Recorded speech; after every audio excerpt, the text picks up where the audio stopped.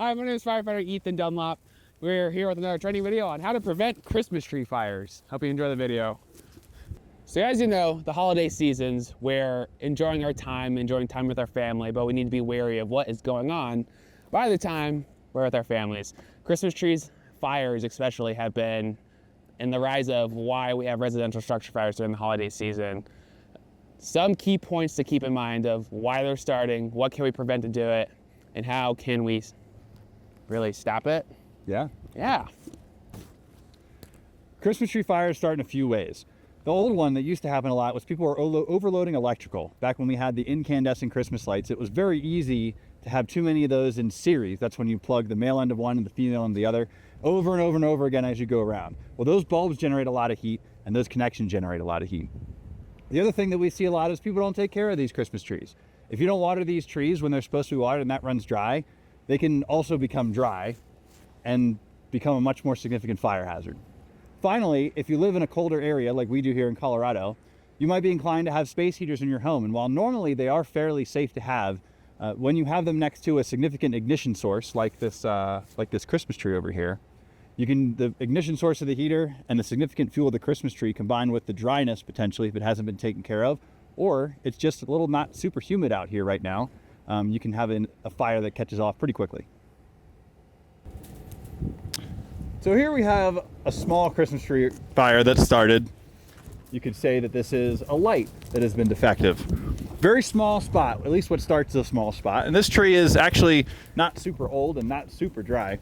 And you can see just how smoke is being generated by this fire.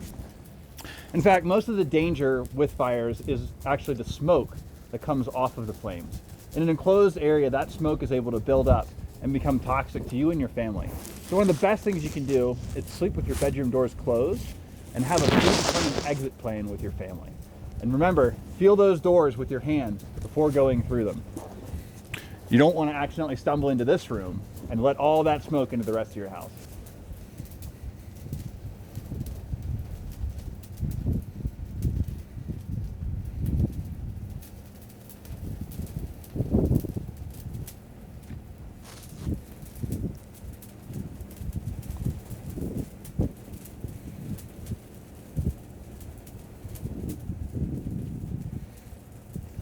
Now, as this somewhat realistic yet muted Christmas tree fire starts to take shape, you'll notice the flames rolling up against the ceiling.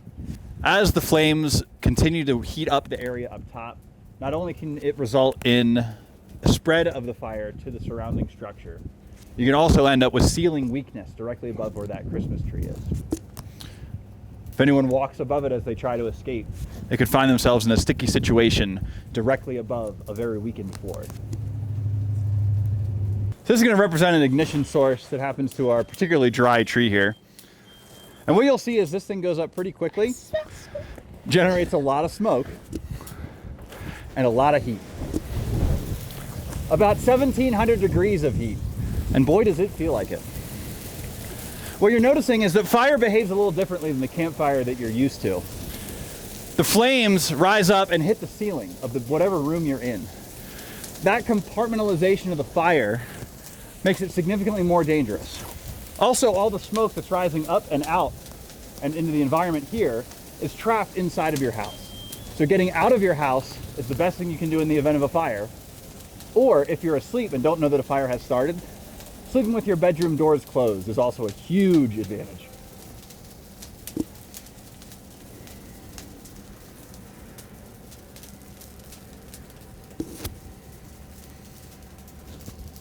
And that, folks, concludes another training video with Kiowa Fire Protection District. As I said, my name is Ethan Dunlop. From our family to yours, we want to wish you a Merry Christmas. We wish you a very safe and joyful holiday. We'll see you in the new year.